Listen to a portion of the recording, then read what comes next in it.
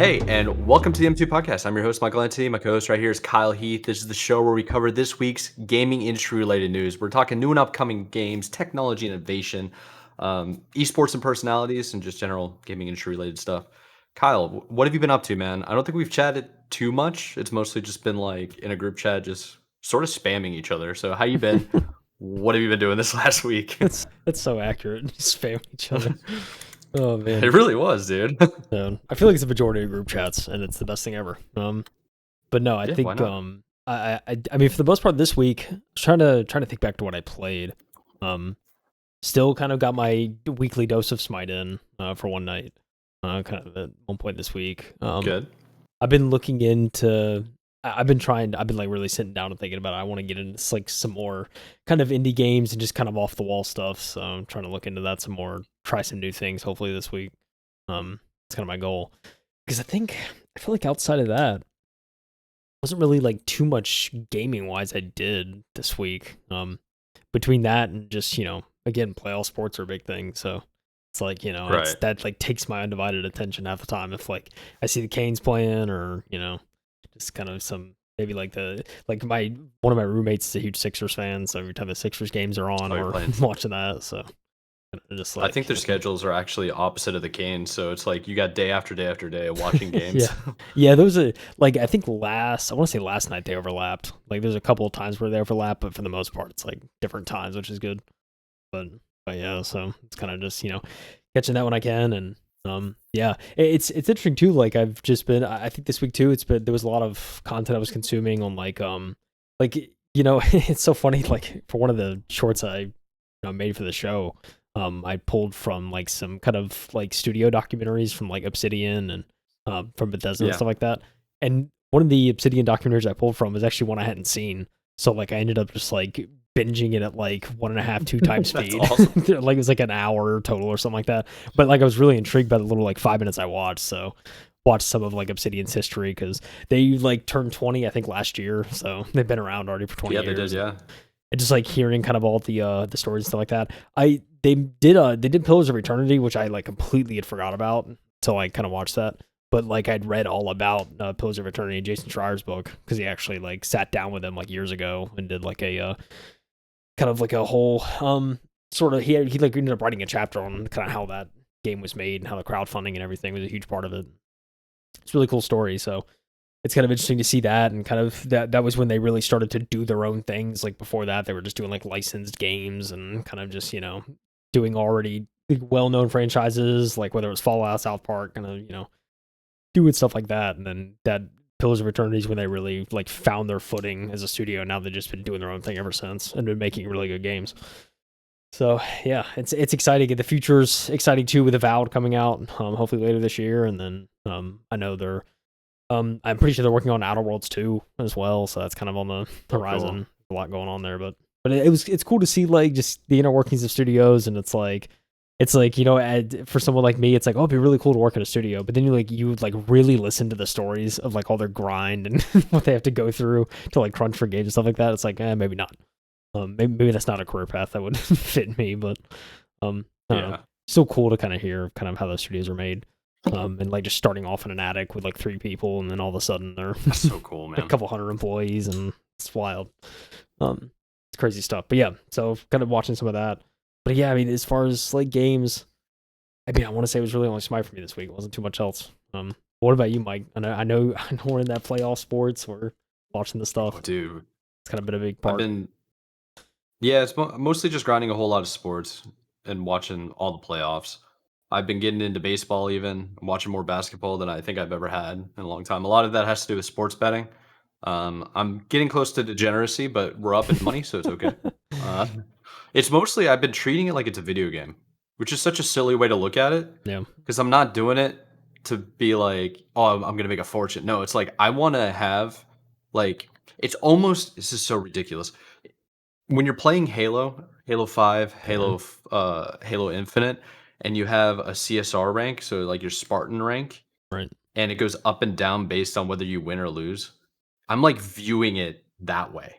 So it's like the number isn't real money. It's just points going up and down. So it's like my goal is to get to a certain level on the multiple betting apps that I have, and just be like, all right, that's my base level. I achieved champion rank, that kind of Okay. thing. Okay. So it's stupid, it's degeneracy, but it's better than like going out and financing like taking out a HELOC and going crazy like some people do. It's like, no, I'm not even the way I'm talking right now, it makes it sound like I'm betting a whole bunch of money, but I'm not. Like Yeah. it's like initial deposit of $20 and just trying to get to like 50 Yeah. by doing mini bets, like Yeah. just having fun. Yeah, it makes games more interesting. So sports has been taking up a lot of my time. Work has been kicking my butt. I know I briefly mentioned to you. I won't Yeah. digress into that, but it's just we're in crunch time for work right now. So it's like, okay, we gotta Yep. buckle down and just like get after it. Yep. So Yep. Been there a few times. that's tough. Yep. Yeah, None of it's that. tough. But outside of that, man, I actually did get some time to play some Rocket League, Oh, and that's that felt good. pretty good. That's good. Yeah, got to like decompress from the stress and like play a little bit of Rocket League, just playing the different variants that they have. I thought about getting on Fortnite a couple of times, but I saw there was an update and I was just too impatient. I was like, dude, I don't. Maybe I should have my game launcher launch automatically so it keeps those up to date all the Oh time. yeah, yeah. So you don't have to wait. Yep. But exactly, I do that with Steam, but I don't do that with Epic Games. So that's something I gotta fix. Outside of that, man, really not too much. I've been getting into lore, I guess, like Lord of the Okay. Rings Okay. lore, Okay. getting into a little bit Diablo lore.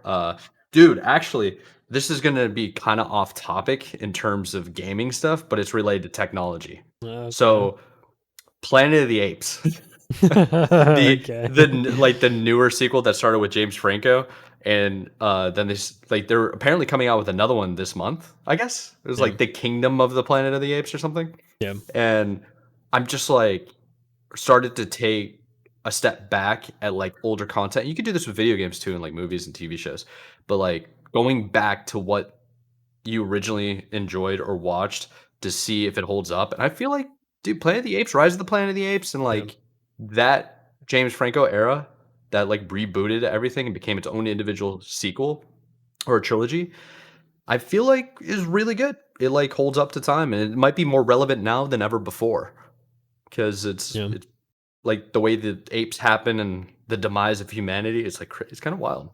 Yeah. Ahead of its Yeah. time, dude. Yeah. Yeah. It's But pretty crazy stuff. do you see?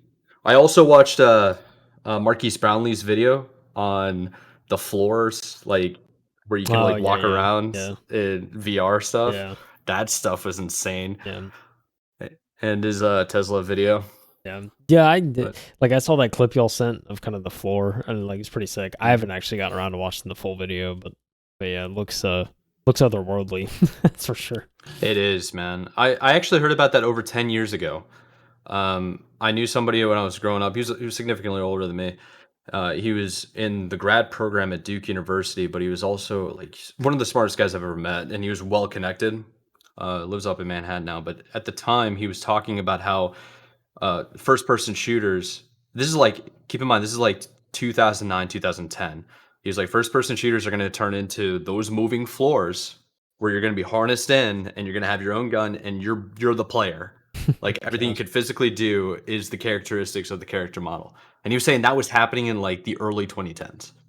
Jeez. So imagine all the stuff that we don't know about as consumers that Oh are yeah. just like Oh in yeah. super duper alpha level Yeah. stuff, you Yeah. know? Yeah. There's all sorts of technology. Not only just maybe like researchers and stuff have that we don't, but also just government in general has that we probably don't. So Oh just yeah, the government what they're specifically, capable for of is sure. probably nothing we can imagine. So Yeah. yeah, pretty insane stuff. Well, what do you say what do we say we jump into what the future has? Because I think this episode we're talking a little bit more about what's happening right now, but still like looking into the future. Specifically games Yeah. that are launching this month or this summer. Oh yeah, we certainly are. So, let's talk a little bit about the Xbox Showcase. That's coming up in guess what, Mike? A month. 2 months. Is it a month? It's a month. May, It's already June. May. Oh my gosh, it is a month. Literally a month. It's almost summer, bro. You ready for a crisis? Yeah, it's wild to me. That's already a month out. But yeah. So the Xbox Game Showcase airs June 9th, which is a month from the time we're recording this, a month and a week. followed by Call of Duty Direct. This coming from The Verge, Tom Warren, our guy at The Verge.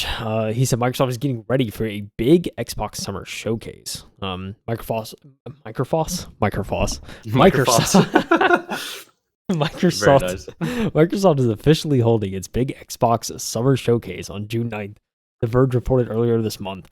The showcase will air on Sunday, June 9th at 10 a.m. Pacific time, 1 p.m. Eastern, 6 p.m. UK time for everyone across the pond. It will include a deep dive into the next installment of Call of Duty after the main show ends.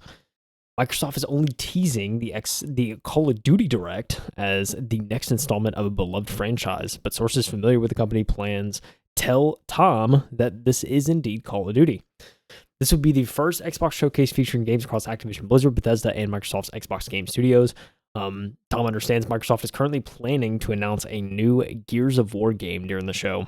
Ooh. The showcase also includes a number of release dates coming up for Xbox games such as Microsoft Flight Simulator 2024, Avowed, and Indiana Jones and the Great Circle.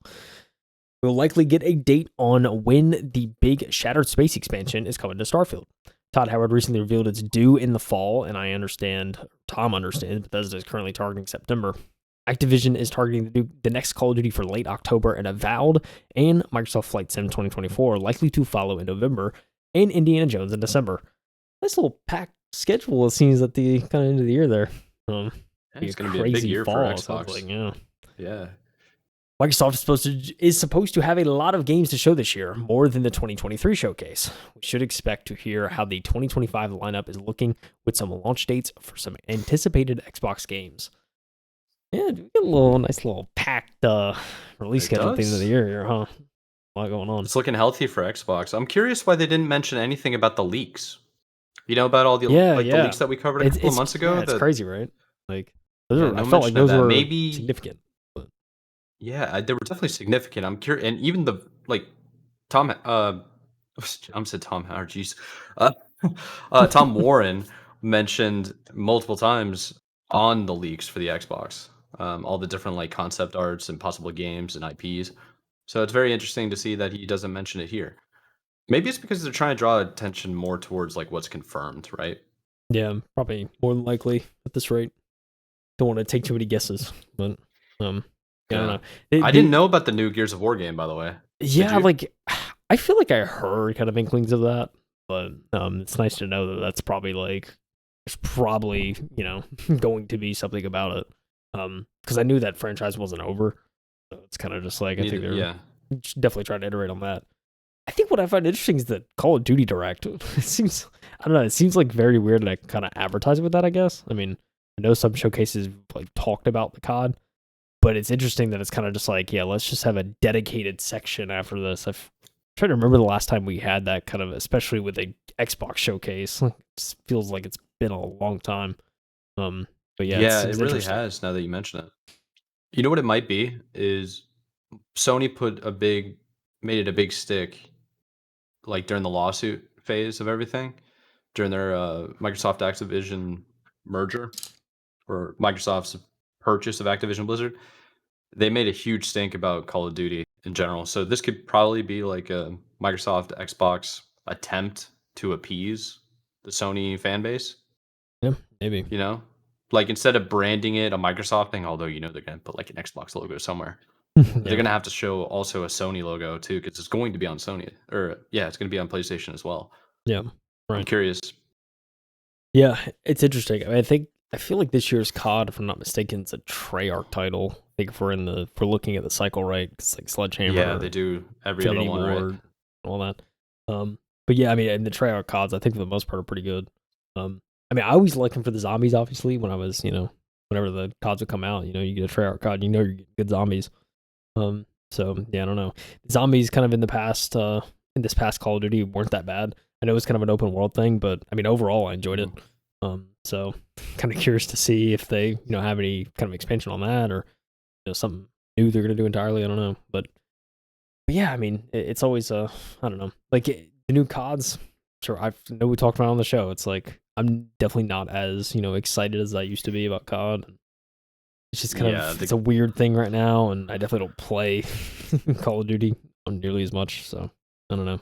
it'd be cool to see. Like, I think the idea of like a direct though for that is intriguing to me. So I'm definitely gonna watch it and see what they have in store if they are willing to dedicate this kind of here's like a dedicated showcase of what we're doing. So seems like they got a lot to talk about. I wonder how long the showcase is actually going to run. I feel like most showcases run for like an hour, Yeah, I'm so trying to remember if the possibly Xbox. they'll do that. Yeah, I was trying to remember. I want to say last year's may have been like hour and a half, 2 hours. If I'm not mistaken. Could be wrong. Yeah. I know the general Summer Games Fest kind of main showcase is about what 2-3 hours, something ridiculous. So that's like Yeah. I don't know. Maybe it'll be a little bit short on the Xbox side, but I don't know. It's always good to hear this stuff. Until I'm no longer on this planet, I will enjoy showcases from studios. So I'm always here for it. I'm right there with you. I've been enjoying the indie directs and stuff more than anything Yeah, because just you usually see stuff you've never seen before, at least exactly. once or twice.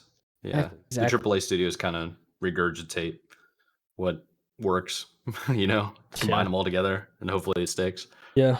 I know it's just interesting to see kind of how the industry is going to shift too with so much live service stuff now. Like, will it go away? Will Oh they lean yeah, into it more? It's kind of interesting to see kind of the pulse of everything when you get these showcases and all that. So it's always good to get you got like an overall update kind of what studios are working on. So it's yeah. always That's a good exciting. mention It's always of. exciting. It's a really good mention to have live service.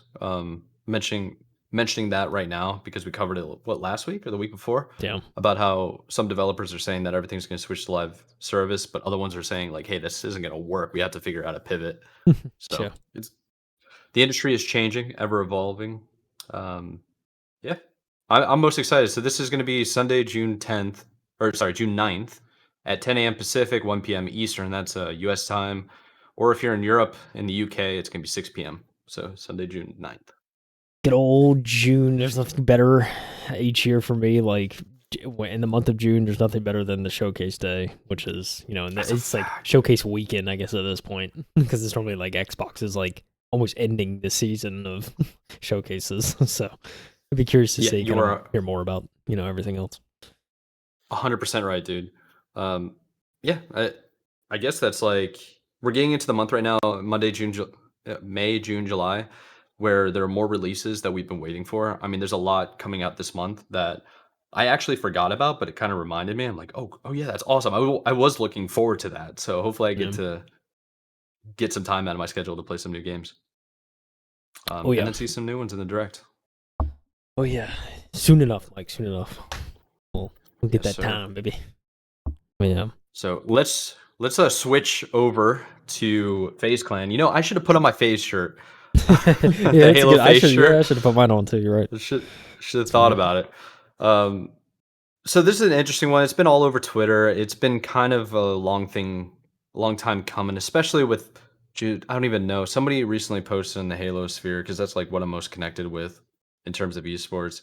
They had, I think it was like 9 different orgs that went defunct during season 1 of Halo Infinite. It's great. It, It's great. and they were like big names. Like remember like E United, dude? Yeah, Like just Exit, completely shut like down, man. Navi left. Like, it was Mm. kind of nuts. But so this we're here to talk about FaZe Clan, and this has come from Kotaku. It's Levi Winslow wrote this article. The title of the article is "Gaming Collective FaZe Clan Goes Through a Massive Purge." Co-founder Richard Bengston wants the gaming organization to go back to old FaZe vibes. Heck yeah, dude! Let's go shooter montages and let's get super toxic. Yeah, Um, baby. yeah. Oh, I know this is a Kotaku. This might be a Kotaku hit piece, so let's get into it. Gaming frat house and influencer group FaZe Clan is going back to its roots. Apparently, that's rough, dude. I just Like I was in a gaming bro. frat Why are you gonna house. throw it? Yeah, bro. Like, why are you gonna Oh, it's throw so in frat funny. house, man? Oh Because you know man, what they mean by that. I know. Everybody knows what that means. There's a reason why. Like I was in a fraternity in college. We didn't call ourselves a frat. We called ourselves a fraternity because when you say you're a frat boys, you know Yeah, what negative it connotations, gives all that dude. connotation immediately. Yep. Oh, it just reeks of like spiked drinks, dude. Uh, yeah, it's bad. All right. So co-founder Richard Bengston. I'm just gonna call him Banks for the remainder of this Yeah. article if it keeps mentioning him like that. So, co-founder Banks assumed control of the organization late last year, and on April 27th, he decided to purge 17 members in a devastating reboot that left content creators shook by decision making. Since March 4th, the main FaZe Clan account has been silent on X or Twitter. But Banks, who returned to the organization after it was acquired by the brand marketing company GameSquare Holdings Inc. in October 2023, snatched up the keys to the gaming collective social media channels. And on April 27th, he posted a short video announcing that the slate has been wiped pretty clean. Jeez. So this is the April 27th tweet is Alt Control Delete. And then this is what he said: Adapt, Apex, Banks, Jev, Kaysen, Nick Merckx, Replay, Ronaldo, Rug, Scope, Swag, Temper, Your Rage, and Zuma. Everyone else is out. That is the roster. Respect, dude. Cole, he just see ya. So Banks clarified on his X or Twitter account on the same day that most of the folks at FaZe Clan have been kicked. Instead of roughly 30 people, the organization has been reduced to just 14 core creators, including controversial streamer Nick Merckx.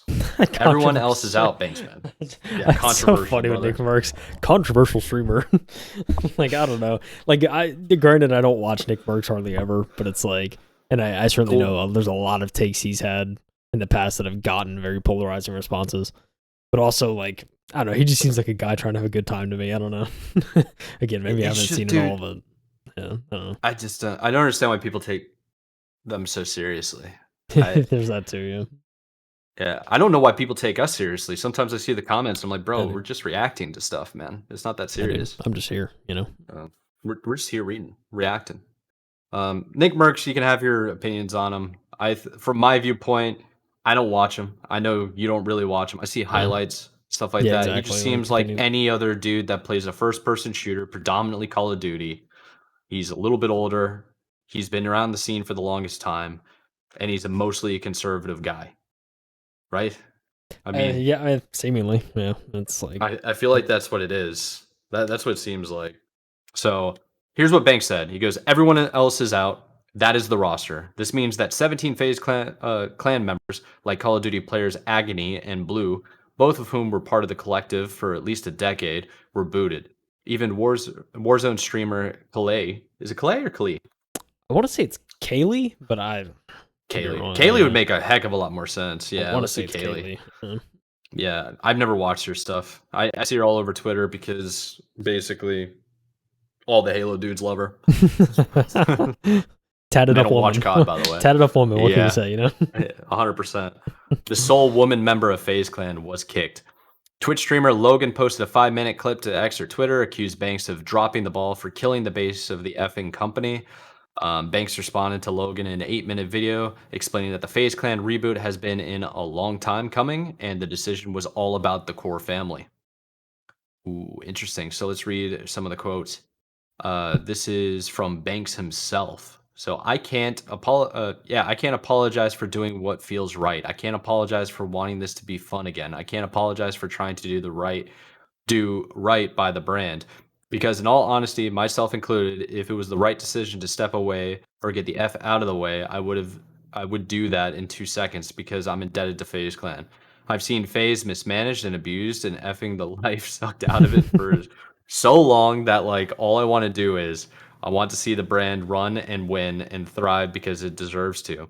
It's changed so many effing people's lives. It's an effing super important thing.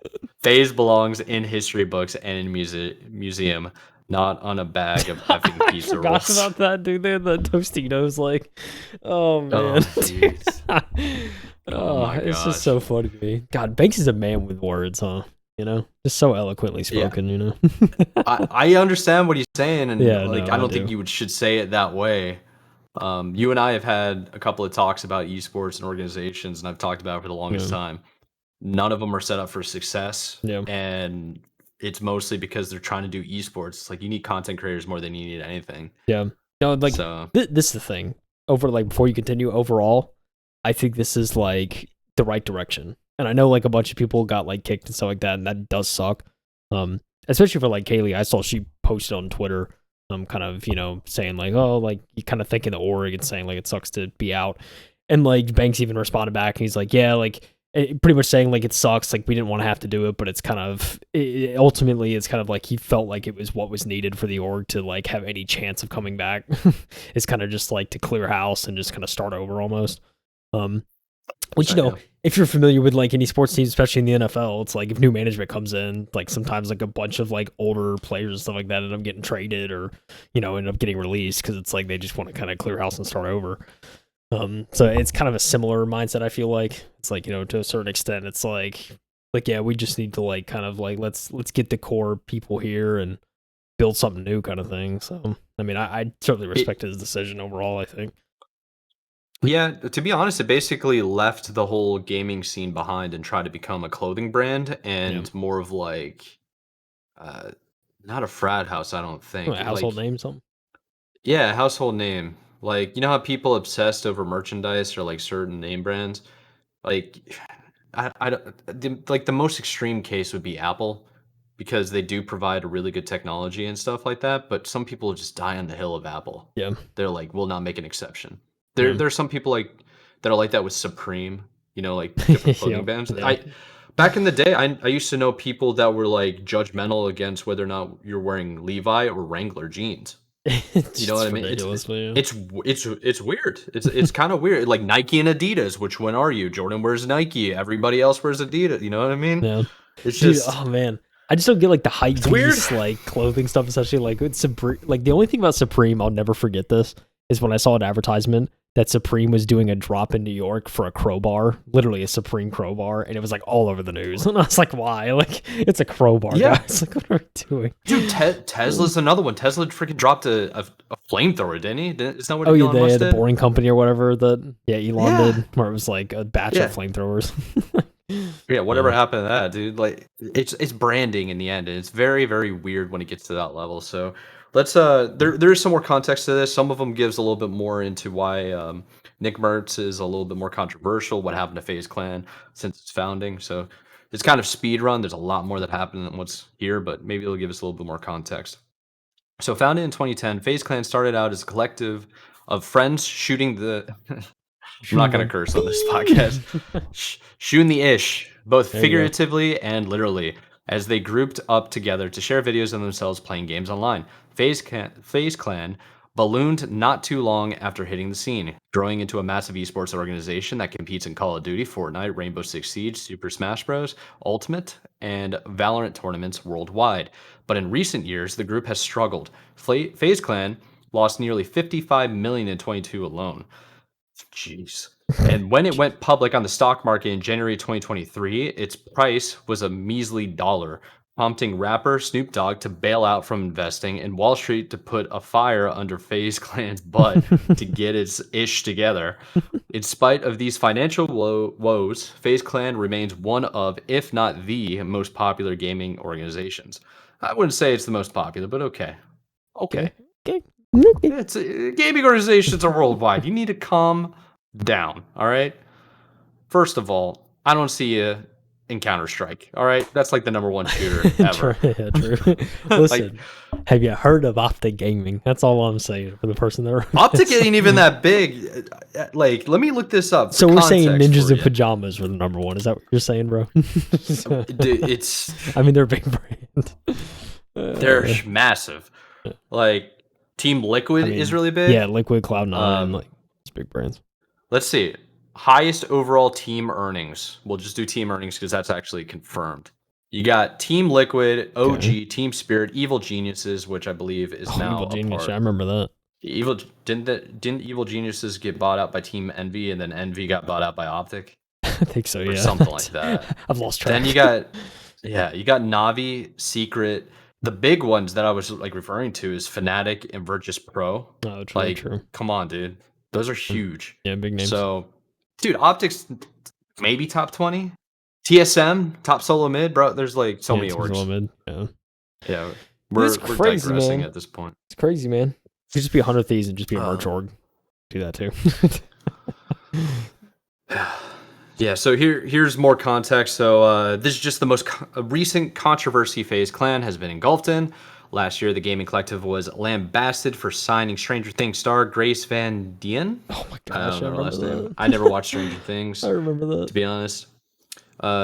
Which resulted in her leaving the organization. Nick Mertz also got FaZe Clan in trouble last year when he went on an anti-LGBTQ plus rant that saw Activision Blizzard pull his Call of Duty skin. And I think they also pulled Tim the Tatman or something like that. Tim requested to have his pulled after they pulled Nick Merckx to, like, you know, stand up for his boy kind of thing. So, you know, I mean, I don't know. I didn't see all those like comments. Like, I think I had heard something like there was a reason they'd pulled his skins, you know, from the game. Yeah. You know, it's not great. And again, I don't really watch Nick Merckx, so it's kind of just whatever. Like, I'm on the same page with you with that. But also, it's just like if he went on a huge rant for LGBTQ and you're a public persona or whatever, you have a public facing, you're like a public figure in that way, and you're a brand. You can't be saying stuff like that. Yeah, plain and simple. So you get what you reap what you sow. You get what you deserve. Yeah, kind of what it is. And you know, but safe to say, I think he's doing okay without COD skins too. So you know, you pick your battles, and he's willing to give that up. On at least I think so. Yeah, you know, I don't agree with it, but that's what it is, I guess. Yeah. It does seem like him ripping out 33 plus members, Panks, getting rid of people like this. You're definitely going to rebuild the culture. Yeah, for sure. You got 17 FaZe Clan members left. Most of them are basically content creators, which is what organizations should only be, in my opinion. Yeah. And then the esports team is just a sunk cost fallacy. You're never going to make money off of those. Okay, I like it. You're only going to make money off of the content creators. Yeah. Yeah, that's the thing. It's weird whenever the org starts signing celebrities and stuff. It's kind of like, okay. It's like that's when Gray signed or whatever, it was like a huge thing, and then she ended up leaving, and there's like just people. It was like the dumbest like Twitter arguments and like content creators coming after her, and it's like I mean, you know, I thought it was kind of just. Oh yeah, you don't even play video games, that kind of thing. Yeah, it was like there was people literally. Why don't you go after Snoop Dogg? Like, there's people literally like just at her talking about like, oh, you don't deserve to be in the space. I forget who said it, but it was like, you know, pretty like arrogant comments. I'm just like, I just don't get it. It's like, what it is. Well, you know what it is. It's just like people that have been gaming their whole lives and they wanted to be on a big org like FaZe Clan, and then they see a famous, successful actress get that position. They're just like, oh, they didn't deserve it. They don't even game, and this is a gaming organization. It's like, yo, chill out, man. Chill out, dude. Chill. You got Kyler Murray. Anybody can pick up a controller, dude. You have Juju at one point signing to FaZe. Like, that's why they said to blow it up, dude. You got all these celebrities, athletes, and it's like, what are we doing? Hey, Juju was streaming, though. Wasn't he streaming? He was streaming like Fortnite and stuff at the time. Yeah. Not practicing ball because he was trash the following season. And TikTok dance on logos. Oh, that's great. Oh, good grief.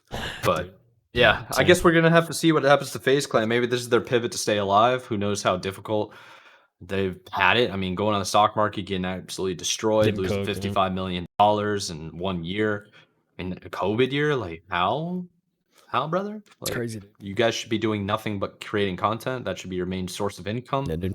I don't know. Orgs having their own like facilities and crap like that, and then not allowing the public to come check it out is ridiculous. And you wonder why you're not profitable. So what are we doing? Yeah, ridiculous. But insane. Should we move on to a funny article? Mike? Want to have a little? Let's hit it. A little bit of a funny. All right, dude. We need some. We got a few actually here that are pretty interesting. These final few. So let's switch the tone. Let's have a good time. This one's so good. Just before I even read this, I preface everyone. You know, I just right off the bat, click the link in the description. We had the article linked. In the article are tweets and videos of this of what we're about to talk about in action. And I was laughing out loud. It was so funny. So, streamer lets viewers add custom voice lines to Skyrim NPCs, immediately realizes their mistake, and says, quote, I formally apologize and regret my life choices. I have never made a game mod before, in quotes. It says, this is an article from PC Gamer coming from Harvey Randall. This was like all over, all sorts of outlets covering this, and it's so good. So, AI has had a pretty controversial role across the gaming industry as of the past couple of years, including, but certainly not limited to, designing NPCs. Recently, Ubisoft debuted uncanny AI-powered Neo NPCs, and to say I'm skeptical of the tech's actual uses is an understatement. Streamer Blurbs, however, has finally gotten me on board with at least one, letting his chat inject the most cursed custom voice lines into the I don't know, denizens of Skyrim, like a bunch of smutty skinwalkers. What a Oh way! my gosh, dude! Wow. He said, quote, in around 3 hours from this post, I will be debuting what is, without a doubt, the best thing I've ever concocted. Blurbs writes on Twitter. Like, Dedulus showed a pair of wax wings to his son. I don't understand that reference, so someone had to point it out to me. Just goes over my head. Yeah, I Skyrim reference? Either, yeah, I have no idea. So, here's what we've done, Blurbs proceeds to state in the mod's inaugural stream. He says, I have never met a game mod. I've never made a game mod before, sorry. I've ventured into the modding universe where chat can live voice NPCs. It's going to go horribly. Strolling into Riverwood, here's the first 5 custom lines he encounters.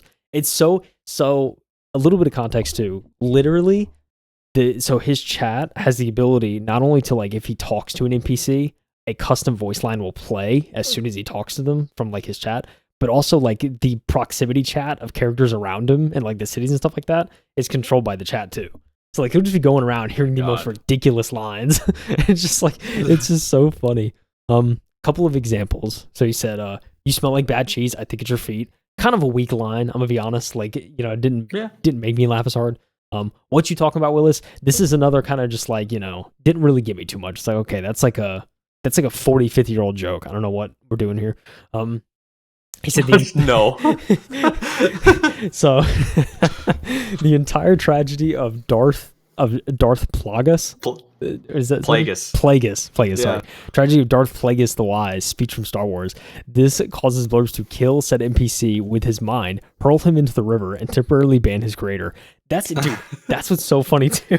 He like totally forgot he had put this in, but like when the NPC or the person that voices it in the chat dies, they get temp banned in the chat for like 10 minutes. So they die in real life. And so like someone died in the game, and like he was immediately like, "Oh, I forgot you die in real life too." Like you get chat banned for a little bit, and it was like they just start timing people out. It was so funny. Insane that he came up with this. Never made a mod before, but he does this. Like what? So no bazookas for us, followed by, oh no, please don't drown me. Blurbs proceeds to drown them. I'm going to follow you and watch you and worship the ground you walk on. So look, it's, you know, these are the more kind of tame comments that were said throughout some of the stuff. Again, I encourage people to go watch the video. It's good. The mod works as follows. Any subscriber or VIP to his Twitch channel can create a 300-character message, then give said message a gender and a tone of voice before pressing enter. If the NPC's parent is also active in the chat, they can send further messages into the vessel of their choosing by narrating as normal. As things progressed, things grew rapidly more upsetting as a couple clips of shared by Blurbs on Twitter show. And again, very funny. As you can see, if you're looking at the video, I've already watched them, but you should go check them out. I formally apologize and regret my life's choices, Blurb says. Like Prometheus probably did when he was being bound by chains and staring down the barrel of a liver-hungry eagle. Don't give fire to Twitch chat. It's a bad idea. Honestly, the entire thing is exceptional. And while Blurbs probably has moderators watching his chat, the live conversation option shows a great deal of trust in his viewership. Heaps of trust. Probably, arguably, too much trust. 100%, dude. Regrettably, or perhaps fortunately, Blurbs revealed in DMs with Kotaku that it's unlikely the mod itself will be gracing the likes of Nexus anytime soon. So it's not a normal mod, in quotes, really. It's multiple programs all running together for this to work. I honestly doubt I'll be able to package it in an all-in-one mod and release it publicly. Which is honestly unfortunate because it is hilarious. If you go and actually see, this is like the original content you see of like just someone who has too much time on their hands and they make an hour-long YouTube video about something insane. 100%, dude. Blurbs promised, however, that he'll post a video to his YouTube channel, which will explain how he pulled it off, allowing his fellow content creators to, with a little bit of elbow grease, become physically flashbanged with knowledge of, flashbang with the knowledge of, and self-care habits of Skyrim's bandits via a cruel and dude, words, man. I don't feel like I'm done reading the article. We're at the end anyway. Listen, all you gotta know is it's too good. It's too good, dude. You gotta go watch the clips. They're hilarious and This is fascinating. Yeah. I think it's a really good idea for the future of streaming. If you can somehow moderate it, so like you can maybe censor what people are saying or whatever type of moderation you want, so it's safe to stream and like this could be a brand new way to interact with your chat. I think this could remember how Hyperscape was, where like the chat would interact and like vote for what changes in the level and stuff like that, and it impacts everybody that's streaming. Yeah. This would be really cool for like it's like a text to speech mod in the Yeah. game itself. Like it's nuts, dude. A game developer should like really consider integrating this. I Yeah. really think that would be amazing. It would also encourage more people to stream their game, Yeah. and that could Sure. like help promote it. That this is such a brilliant idea. Yeah. I mean, look, Skyrim, it blows my mind. Like, even before this, it blows my mind, like, what you could do with that game already, especially on Twitch. Like, there's, like, integrations to, like, essentially have, like, chat control certain stuff in the game if you do, like, one of those playthroughs where you can allow chat to, like, there's literally, like, things where you can just make your character randomly fly 100 feet in the air and then, like, you're just kind of, like, falling and you can't do anything. So it's, like, a solid, like, 5 or 10 seconds, your character's just flying, and you just have to watch it as your chat send it into space. It's like there's like stuff like that. There's one where you can just spawn cheese like on your character, and so there'll just be like a trail of cheese following your character just randomly. That's insane, dude. And it's just like different encounters and stuff like that. Like you can allow chat to control it, and it's one of the few games where it actually like has this kind of integration. Like there's very few that let you do this, but I think Skyrim's like the best example of just like you can literally just let chat control your playthrough essentially and like what you do and whatnot. So I mean, I think it's pretty cool. Like that alone's pretty cool, but the fact that somebody did this and got all this stuff to talk together and connect to a point where it's like just random, you don't know what's gonna happen. Like not only is that fun for the actual chat and like the people consuming the content, but it's gotta be it's gotta be amazing for the person playing because you literally just like it's like you're just playing something fresh and you have no idea what's about to happen. So that's a good point. Yeah, it's gonna be. It probably brings life into an older game. yeah, Like that's an excellent point. New interactions that are all actual genuine too. yeah. True React content. Yeah, like genuinely React content. I don't know. I think it's hilarious. And just like hearing stuff like this and seeing Skyrim kind of still find a way to be relevant will forever blow my mind. Yeah, I'm saving this article, man. I'm gonna definitely go through all the tweets that he has. It's pretty sick. All the footage, yeah, you have to. It's so funny. It's so good. Speaking of people in games, Mike. Oh yeah, we got a new one that's a big time celebrity. A lot, some people might not actually know who he is, so I'll give some context. But basically, this article is coming from The Verge. Again, Tom Warren, we covered several times. This is Erling Haaland is going to become the first real person in Clash of Clans. Pretty fascinating. So Erling Haaland, for those that don't know, he is the current Manchester City striker. That's in the English Premier League. He's a footballer or soccer player, depending on the country that you're from. And Erling Haaland is a Norwegian like god at the sport. So he's the big tall white dude with blonde hair that has like the crazy like ponytail outfit going. Yeah. Absolute boss for sure. So the Manchester City. Ooh, Got a little video by audio from you. Sorry. So yeah, the Manchester City striker becomes a playable Clash character after playing the game for more than 10 years. So this has been kind of a well-kept secret. He's a younger guy. I think let me actually so people can actually kind of relate, I think Erling Haaland is like what 20? Yeah, 23. He's 23 years old. Grew up playing video games. He actually does this on his free time. So it's a way to decompress. He's mentioned it a couple of times. I think he also plays Minecraft. He's been secret about it. So okay. More and more gamers. We see this so many times. Legitimate athletes, sports professional athletes getting into video games. Pretty sick. So Manchester City superstar Erling Haaland is becoming a playable video game character in Clash of Clans this week. It's the first time a real person has been added to the game. And footballer Haaland will become the Barbarian King character during a month-long football-themed seasonal event. Clash players will be able to recruit the Norwegian striker or raid his village and ruin it. Perfect if you're an Arsenal fan. Holland has played Clash of Clans for more than 10 years and reached out to Supercell, the Finnish game developers behind the popular mobile game, to make a partnership happen. Supercell jumped at the opportunity. When we heard Erling Haaland was a fan of our game and that he wanted to be partner with us, it was really a dream scenario, says Stuart McGaw, general manager of Clash of Clans. We've covered multiple topics on McGaw, actually. Yeah. So good to see him coming back up in these articles. So Holland was around 10 years old when he first discovered Clash and has built up an in-game village in the fantasy themed world. I've been a huge fan of the game for a long time and know everything about it. So to appear as an in-game character is really cool. The special Holland season starts tomorrow and runs until May 31st, so the entire month of May. And if you take down Holland in the battlefield, you'll win additional rewards and place on the leaderboards. Still is not as cool as having your own peri peri sake sauce and Nando's. Becoming Nando. everyone loves a cheeky Nando. Dude, I need to try Nando someday. I really want to. Next time I'm over, Get on it, brother. I was going to say next time I'm over there. I've never been over there, so when I go over there, I'm definitely trying that. Well, this is pretty cool. More and more professional athletes. You know, I kind of hinted at it. I mean, most of the professional athletes, early 20s to late 20s, is usually their prime in most sports. Yeah. So to see that you got basically kids growing up with video games, it's becoming socially acceptable more now than ever. And now they're reaching out to their favorite game developers and they're like, hey, I'm super successful. I got a huge following, like international superstar. Can I get in my own game so I can play as myself? Like, why not? Yeah, so good for him. This is pretty cool.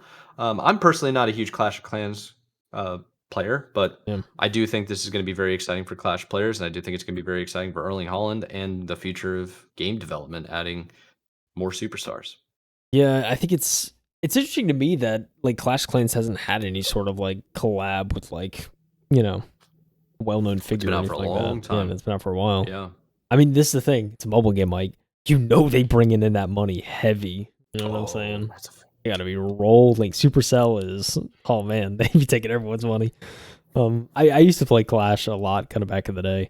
I got back into it a little bit at the start of the pandemic. And just haven't really played much since. But yeah, it's a huge. I mean, the biggest thing is a huge time sink. And if you want to make things go faster, you can pay money, which is why they probably get so much money. But that's also how they get you.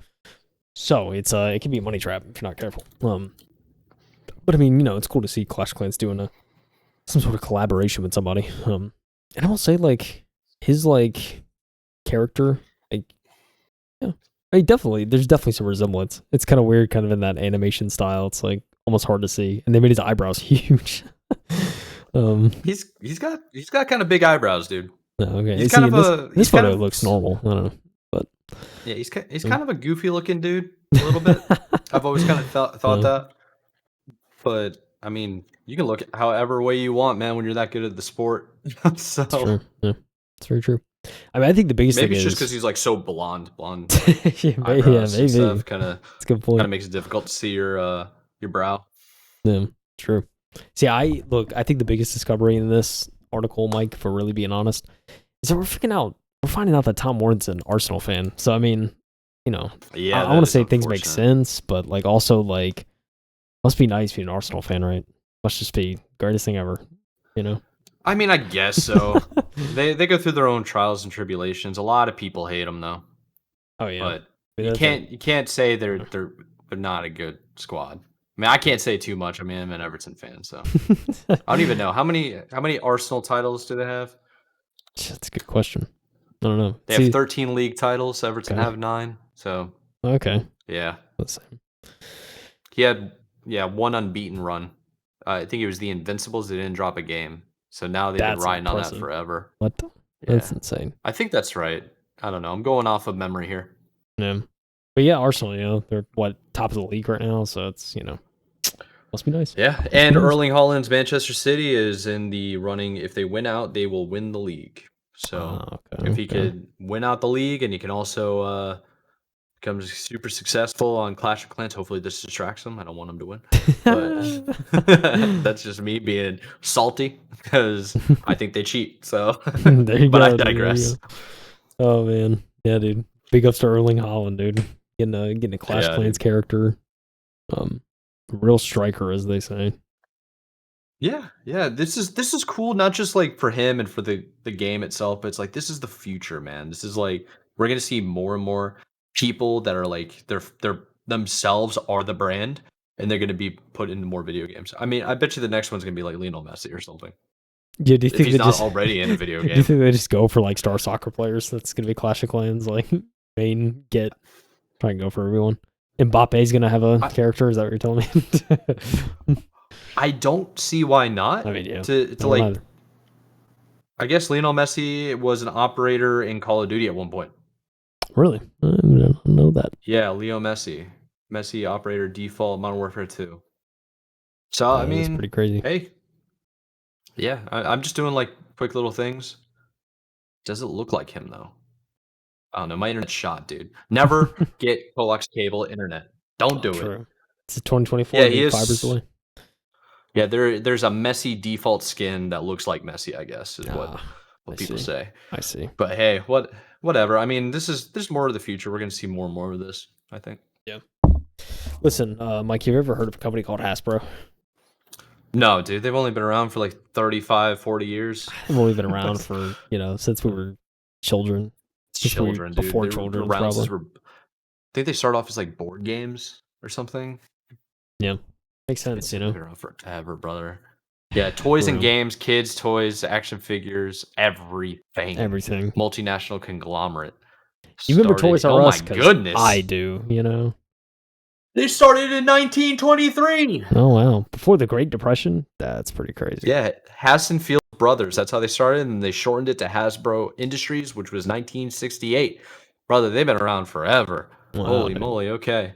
Survived the Great stock Depression. market. We're nuts. We're nuts out here. Survived World Wars. That's insane, dude. They did it all.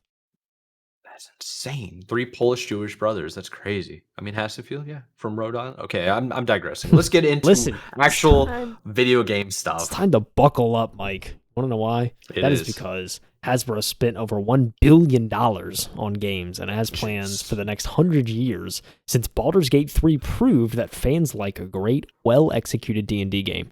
Ain't that the truth? You know what I'm saying? It is absolutely the truth. Game of the year, baby. Some people, that's what they say. That's what they say. It's a lot of money, though. That's cool.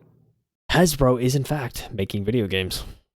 Unless you've been living under a rock, you know that Baldur's Gate 3 did well, winning just about every major Game of the Year award, starting industry-wide conversations about the quality of video games, and getting one of our highest ever review scores at PC Gamer. Article written by Harvey Randall, by the way. It's also done remarkably well as a licensing deal for Hasbro, which owns Wizards of the Coast, which created Dungeons & Dragons 5th edition. Tabletop rules system Baldur's Gate 3 is built on top of.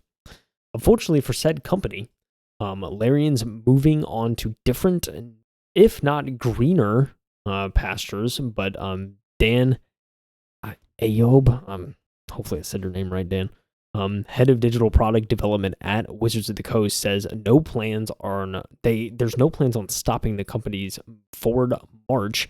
Hasbro is in fact making video games. We have a considerable investment in our studio structure, and we've got over $1 billion in games right now being developed.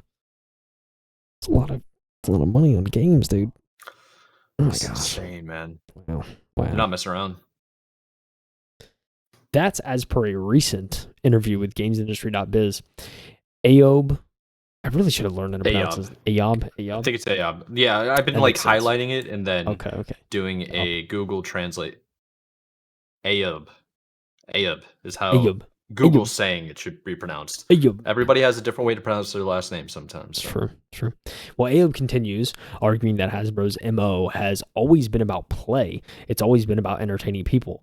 And gaming is the predominant form of entertainment for a lot of people. And it's something that just continues to grow. Keep spitting. Keep spitting, baby. You're spitting. Spitting that fact. Facts. This does feel a bit of a strange revelation to have now. Tabletop RPGs and RPG games have always shared a lot of DNA. especially considering one essentially came from the other. Baldur's Gate 3 was hardly the first entry in the franchise after all, and there are plenty of classics like Neverwinter, Knights of Vampire, The Masquerade, Bloodlines that have their roots firmly in dice, pen, and paper.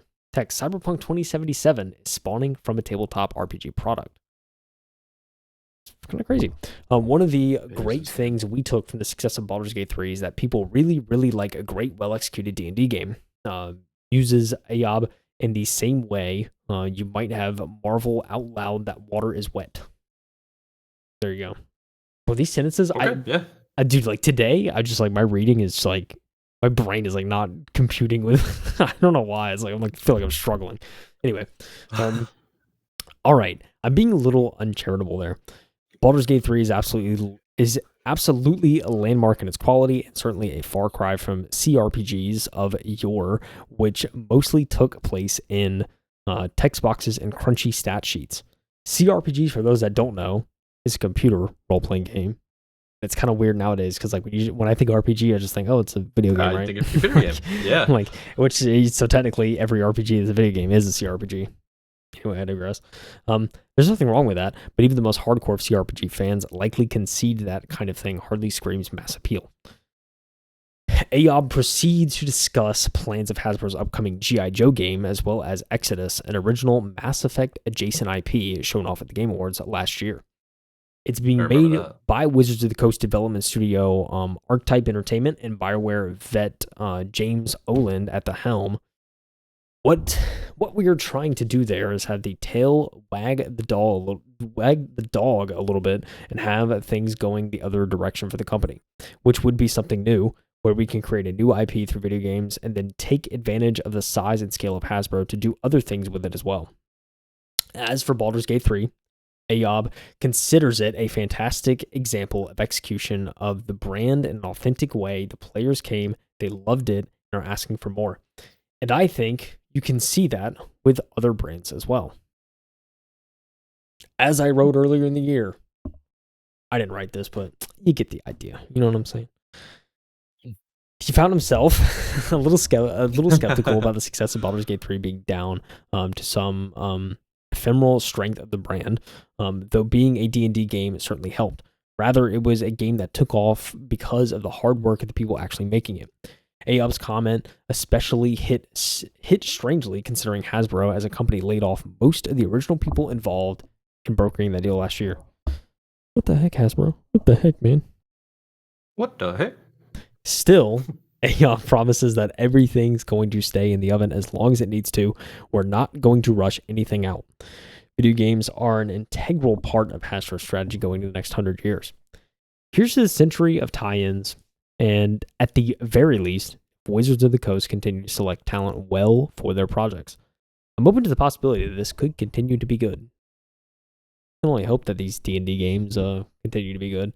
I will say it's a huge win for Baldur's Gate 3, and there's so many people that play it, and you got the multiplayer aspect, which I think just adds to it, where you can actually play with people, and it's like, you know, I will say, a couple years ago, I did like a little kind of D&D short campaign, which is actual tabletop, which I'd never done before, and it was a really good time overall. But like the best part about D&D is the dice rolling. Like the stories are always great, but it's like when I get to roll dice, it's going down, you know. So let's go. I think my turn to shine. It comes back to like, you know, the reason people like gambling probably, right? It's just that you don't know what you're gonna hit, and then if you hit something good, it's great. And if you hit something bad, like most of the time it's detrimental. But in D&D, if you hit something bad, it can sometimes be really funny. So it's like you're gambling, but you're definitely not in D&D. It's just like either way could be hilarious. So it's really good. But yeah, I think that's a cool aspect of it. Seeing that executed in a game as well as Baldur's Gate 3 is, I think, dope to see overall, especially as an industry, just in general. It's done wonders for just the video game industry. So excited to see more. Excited to see how kind of studios respond and how things change as a result of Baldur's Gate. But it's really good. It's weird. Like I saw Baldur's Gate 1, I saw Baldur's Gate 2, like a little bit of those gameplays like way back in the day. And I was like, for me, I was like, I can tell this isn't a game I would enjoy because like for the most part it was top down and I think what makes Baldur's Gate 3 great is like there is a lot of top down, like most of the gameplay is top down, right? But like when you actually go and you talk to characters, it's actually face to face. So it's like every other RPG you play. So I think it's cool they kind of blend those kind of perspectives in, and it makes for very effective storytelling that's engaging to most people that probably wouldn't otherwise enjoy a game like Baldur's Gate. So they did a lot of things right in that aspect. So that's why it's so successful, I think. Yeah, I think you're right. I think you're very right. I think this is good news because it seems like the mission here is take the already existing IPs and franchises that they have currently under the umbrella of Hasbro and bring it to video games to reach a larger audience. And the whole overall mission being to survive another 100 years, Yeah. which is incredible that they made it that far for this long. They've had multiple pivots along the way, of course. And I think this is just one more step in the right direction for them as a company. And it seems like they know what they're doing. And the success of Baldur's Gate 3 is evident of that. So Yeah, for sure, dude. All I'm saying is a GI Joe game could go crazy, Mike. I'm just saying. Like, they do it right. It could go crazy. Oh, I think man. you're right, man. I think you're absolutely right. And again, this just ties back into just being super excited about the future of gaming. I think a lot of people like Yeah. being negative or being hyper nostalgic of what gaming used to be because maybe they were in a better era in their life. That might be part of the nostalgia, or just like I don't know, a time where we talk about before with video games, multiplayer games in general, there's a lot of cheating going on and it kind of ruins everything. Yeah. So to have more single player games that are really, really good with multiplayer there, of course, but as like supplemental content, Yeah. not primary content, I think is the future. I think that's the way it's going to go for the next couple of years until inevitably there's another pivot in the industry and who knows what happens. Yeah. Yeah, it's I've been thinking about it a lot recently. I think especially when people are kind of more negative towards games. Like, sure, there's a lot of games that release broken that should be Mhm. pretty much unacceptable. Like that still happens. But I think a lot of when people are like super negative about gaming in general nowadays, I think it's like I think part of it has to do with just like it's not so much like the nostalgia and like it's kind of gone now, but I think just like the novelty of a lot of games has just kind of disappeared. Yeah. And so there's not as much like, whoa, this is different kind of thing, and whoa, this is interesting. Like there's, especially like for first person shooters, like for me, the novelty of that is like complete. It was gone so long ago. So it's like, I'll play like a first person shooter, like a single player game. I'm more than willing to play.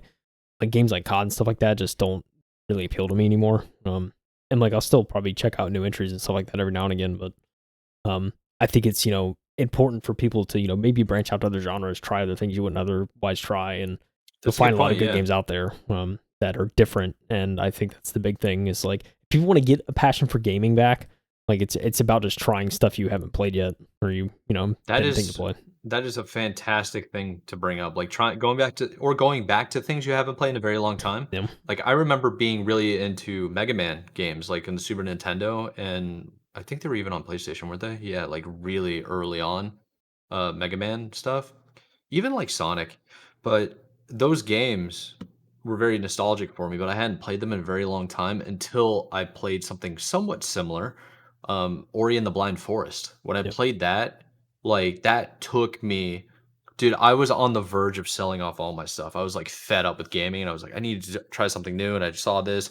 My buddy wouldn't shut up about it. And I'm like, okay, let's load it up. Let's look at the trailer. I look at the trailer, I'm like, it's interesting. And then I started playing it. I'm like, I can't stop playing this. I like beat the game in like 5 days. I yeah, was just grinding. Like yeah, you gotta branch out to new stuff or old stuff that you haven't tried in a very long time.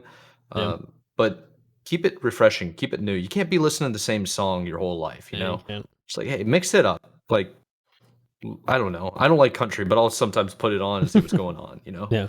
Well, the thing? Look, like I don't want to get super philosophical, but also as people we change, right? So like what you Yes, like that 5 is years an ago, you're excellent point. probably not gonna like now. But that's not to mean that there's not 100%, yeah. something out there you can find that you'll enjoy still. And because gaming is so Yeah. vast, like you'll find something. Yeah, I mean, I think even the Ori stuff is really cool, and I think for me, when I know I'm like for me the best feeling ever is when like I'm into a game. And then when I'm not playing it, every now and again it'll pop in like, oh, I can't wait to play that later. Or it's like, oh, I can't wait to jump back in. Oh, yeah, like dude. That's like the Oh. best feeling ever because Oh, you got something man. good. It's like, Oh, I it's miss like, that oh so man, dude, much. just nothing beats it. Like I had that with like Fallout when I was in Fallout 76 last week. Like there was Yeah. periods where I was like, oh, I can't wait to get back in, kind of thing. It's just like it's like the best. It's one of the best feeling ever. I feel like is when you're that like into a game, you're just like can't wait to hop back in. It's a good feeling. Dude. I think the last time I really felt that uh was Breath of the Wild. Oh yeah, that's Like good. like it took me a while to beat it, don't get me wrong, but I had Yeah. so much stuff going on at the time. But I swear, like I was so ready to just like quit my job and play that game, and that was it. Like it was just so yeah, much fun. And I got like Tears of the Kingdom. I got the freaking collector's edition. I haven't yeah. been playing it, dude. You know how guilty I am? Oh man. Like guilty I feel. I come in here, I'm Yeah. just like it's like I love you, but I can't. I don't have time, man. Yeah, Not right now. you get that time eventually. I'm telling you. But yeah, dude, it's Oh, crazy, it's man. coming. I've experienced that a few times this year alone. Whether it was Fallout, Power World at the start of the year, playing that, Oh like yeah. just enjoying that. I was in deep with that game. Um, yeah, and like a little bit before that, I was in COD Zombies. That was fun. Like, yeah, It's true. it's just also I like I cherish those moments now where it's just like, oh, dude, I can't wait to like jump back into this game, and I know I'm like in deep in something. Yeah, it's awesome. Yeah. You know what I will say. This could be a hot take, but I feel like it's true, so I'm gonna say it. There, I feel like the younger generations of people that grew up watching YouTube becoming a viable career in content creation and streamers and like the success of these people, the enjoyment of video games is getting perverted in a way, becoming more perverse. Like you need like maybe the younger generation is looking at games and following the trends, like who has the most eyes, what's the most analytics in a game, so that they can become successful. Or like people don't watch their favorite games on TikTok, so they're like, I got to go to COD, which is the most successful one on TikTok, or something Yeah, like that. And it takes away from the core reason why you should be playing video games in the first place. It's yeah, entertainment. You're yeah, supposed to 100%. escape Yeah, for a little bit. It's like watching a TV show, reading a book, although reading a book's probably a little bit more better yeah. for your head. But video games, there's some stuff to video games Hey, too there's stuff that in video games you can make you read better. sometimes, you know? Like sometimes you pick up a note 100%. or Yeah, something like that. yeah, There's reading a that's a game. fact. Yeah, pick up all the collectibles and read everything. Yeah, there you Uh, go. that's true. But I think that's like it's kind of taken away from the beauty of video games, and it's making it's like I think it's starving some people, not all, of their ability to actually enjoy games for what they are. Yeah. They're just games. Yeah, like the biggest thing about games is like at the end of the day, games is like like it's ultimately one of the greatest art forms ever, in my opinion. Like just like appreciate like people spent time on this and they like put aspects of themselves into it. They sacrificed a lot. And like especially if it's a great game, you know it was probably that much more. So I'm just kind of Sure. like this is it's an express. It's like with TV and film and all that. Like at the end of the day, it's supposed to like it's a work of art that's supposed to make you feel a certain way. And so kind of Yeah. just take yeah. I mean, I totally agree with you though. Like people, especially like creators and stuff like that, you get so intertwined in the numbers and everything. You realize, oh, this performs well. I should just like focus on this and only this. And then like a year later, they're like, dude, I just don't like games as much as I used to. And it's like it's because you're playing one thing that you don't really like in the first place. It's like you need to 100%. go Yeah. back. You need to take a step back and be like, let me just like game to game again, like and just Yeah. not for others' eyes, not creating content, just like sit down, you and a monitor, just enjoy what you're seeing. So You're absolutely right. You know, one of the things, you know what I think might be the biggest tragedy in a gamer, like a gamer's life as being a gamer, right? yeah, Not like the personal life, just like yeah, their hobbies, is when you meet somebody and they say they're a gamer, they only play one game. mm, They only play hurts. one aspect of that Hurts. game. Yeah, yeah, You know what I mean? Like there are people that like they play video games like Rocket League. That's all they play. yeah, They've never played any other game. It's notorious in people playing like Madden. There are people that play Madden. That's all they play is Madden. There are people that yeah, all they play is 2K, NCAA, anything. It's, dude, you're missing a whole aspect of the art aspect that you're talking about, which is like the single player, the yeah, story written content. They're getting professional actors that you see in movies yeah. to create characters in games now. Professionally written stories like Elden Ring, surplus by the guy who made Game of Thrones. What's his name? Duh. I almost said Tolkien, but that's Tyrion Lord of the Lannister. Rings. Wait, no, it's character. George R. Martin. Oh yeah, Right? Yeah. So he like helped write the stories. That's why that won Game of the Year. That's why it's so successful. So Yeah. it's like you need to branch out, man. You can't just have this one game mantra and that's Yeah. all you play. Like I get it, you want to be a professional COD player, you don't have time for anything else, or you want to be a professional iRacer. But it's like, bro, you gotta pick up a Nintendo and mess around in Super Smash for a little bit. Maybe Yeah. pick up Mario, Legend of Zelda, like something that's like very easy to play.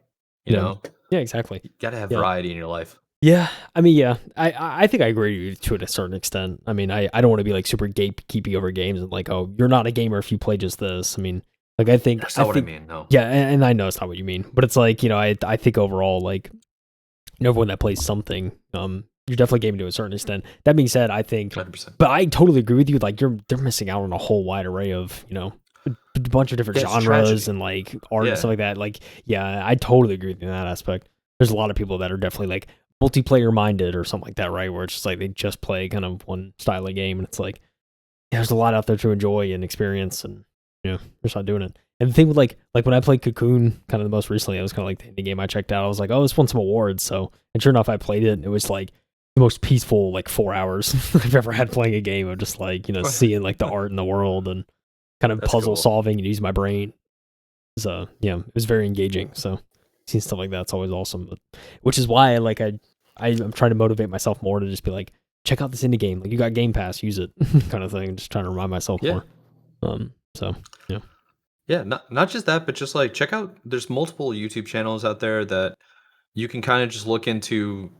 Maybe you're trying to branch into a new genre and you never looked into RPGs before. You can go into like YouTube now and just be like top Yeah. 10 RPG games out right now, or top 10 RPG games coming. I know it's redundant. Role playing games coming out in 2024 or 2025. It can like entice your interest, and you can like check something out, like learn something about a game or companies. And I think that's why I like doing the podcast once a week with you, so we get to learn about new games coming out and just it's cool, man.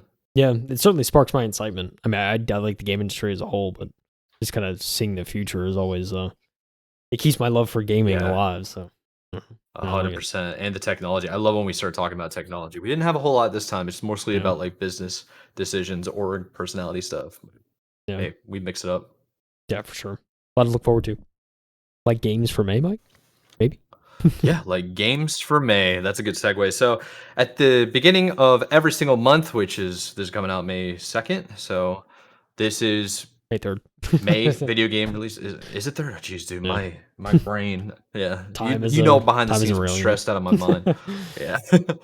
But we do have a good list of games. I put them in order based on release date. I'll try to do like a little bit of a thing just talking about them. So the first one coming out by the time this episode launches, there's going to be 3 games that are released. There is Indica, which quite honestly, I don't know what Indica is. I know what Indica is, but I don't know what the video game Indica is. I've heard of it. Let me look it up real quick because we do have a little bit of time here. Is this even going to work? Hello? Are you looking it up for the people? Steam. Yeah, this is it. Indeed, seems to be. Well, a little video. I won't play audio, but yeah, a little something to look at. So yeah, Indica is coming out. Interesting enough, PS5, Xbox Series X and S, and that. Oh yeah, it's not coming out on Nintendo, believe it or not. So it's coming out May 2nd, 2024. That's already out. So the other one's coming out. Jesus, looks like a horror. It looks creepy. So if you guys got video, you should check this out.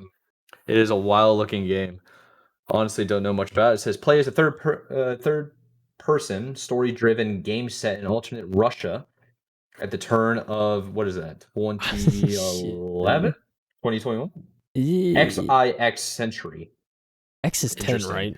So X is 10, yeah. But yeah, oh dude, it's 19. So the I before the X is a 9. I'm pretty sure. It's 19th century. So you are correct. Yeah, 19th. Okay. Yeah, 19th century. Very interesting. So that's the 1800s for people that don't know. Yeah. Let's continue on. So you got Endless Ocean Luminous. That's on the Switch, and I believe that's just like an exploration ocean game. I remember correctly. I remember seeing it in review not too long ago. Let's double check. Yeah, this is the one It's very interesting. So Nintendo Switch, it's basically an exploration underwater, beautiful looking game. You're kind of a scuba diver just exploring and stuff. I'm sure there's some type of story, but it's a group based game. You can have like your friends with you scuba diving, checking out coral reefs and like stuff like that. It's pretty interesting. Very chill game if you're looking for that. MotoGP 2024 is coming out. Then the following week we have Prison Architect 2, Little Kitty Big City, and Homeworld 3. That's all coming out in the same week, and that's Prison Architect 2 is on all platforms except for the Switch, and Little Kitty Big City is on all platforms and including old generation except for PlayStation. So it's not on PlayStation yet. I just love that title. Homeworld 3, what Little Kitty Big City? Little Kitty, I love that. I'm pretty sure it's a cat simulator. If I'm I just, remember I'm just like correctly. picturing what that game is like in my head. Little Kitty Big Here, I'll City. tell you real quick. Yeah, it's a cat simulator. It looks like a little cartoonish. Very pretty looking. Kitty Big City. All these games have cool. Yeah, the little black cat. Just looks like a fun game. Kind of, it's like a knockoff Stray, not as good graphics. Yeah. It's really cool. So for cat lovers, that's out for you. Then we have Homeworld 3, and this is long awaiting. I believe this has a lot of hype behind it, and hopefully it's good because I think I have it in one of my video game drafts. Homeworld 3 comes out on PC, so it's a pretty intensive game. And let me double check the category of game. The genre is real-time strategy. So we're getting a real-time strategy game that we don't think we had in a long time. I don't remember us getting new releases, so it'd be interesting to see for people. Then we have The Rogue, Prince of Persia, that's coming to PC. That is May 14th. One of the things I am most excited for, not most excited for, we got a big banger May 21st, but this one I'm pretty interested in. Ghost of Tsushima Director's Cut is on PC May 16th. Ooh. I have not played Ghost of Tsushima. I've been wanting to play it. It looks fascinating. I'm big into Japanese, Imperial Japanese and stuff like that, or Imperial Japan. So that era is so cool. Yeah, very interested for that for me. Then there is Senua's Saga's Hellblade 2, the official release. That is May 21st, PC, Xbox Series X and Oh my S. I know gosh, PlayStation that is this kids month. are going to be upset. Oh, Yeah, that dude. is this month. But that's a big one, man. That's a big one. Yeah, I gotta play that. Jeez. Yes, you do. The same day, which won't get any attention, is System Shock on consoles. So there's just System Shock coming out on console. I mean, PS5, 4, Xbox One, and Xbox Series X and S, same day. A couple of days later, you got two more games. There's Paper Mario, The Thousand Year Door, and I don't think I had to put the platform. That's obviously the Switch. Then you have World of Goo 2, PC and Switch. Then Nine Souls, which I believe is a space sim. Hopefully, I am correct. Let me see. Let me find out. It is. Oh no, it's an upcoming 2D action platformer developed and published by Red Candle Games. The game is set in Asian fantasy-inspired futuristic cyberpunk world. I think this actually showed up in one of the game series. Yeah, I remember it kind of reminded me of Ori as the face, but it's not. So, never mind, guys. And then the last one here that we have, last but not least, is F1 Racing 2024. That's on all platforms, May 31st. And that's all we really got for this month. I don't know know what else to say. More releases this month than I thought. Little Kitty Big City. That is a lot. Probably the biggest game. I've seen the trailer. Looks great. The cat talking to dogs biggest and birds. It's kind of wild. But yeah, no. Totally forgot about Hellblade. Not gonna lie. I totally forgot about that. That's game. wild. That's wild because there's a buttload of hype behind it. And I'll be honest, I bet you it's gonna hit everybody's scene in about like a week. Probably, May kind of snuck up on us, man. It's crazy how quick it came. Yeah, dude. Like how we're almost halfway through the year. We have a month until the biggest game showcase of that. Yeah. Oh, dude. It's nuts, dude. I don't even know how to handle it. I don't know either. I don't know. But it's pretty sick, man. I don't know what else to add other than that's basically our show for this week, right? That's it, dude. You have new games. Heck yeah. All the articles are done. Hasbro's coming for everyone, so get ready to play G.I. Joe. That's all we're gonna say. Yeah, no kidding. Well, I think we can just go ahead and wrap it up. We kind of went over our hour little time frame that we tried to do, but honestly, we wrapped up our story within the hour. Yeah, That's true. all that really matters. And then we started talking a little bit more about video game releases.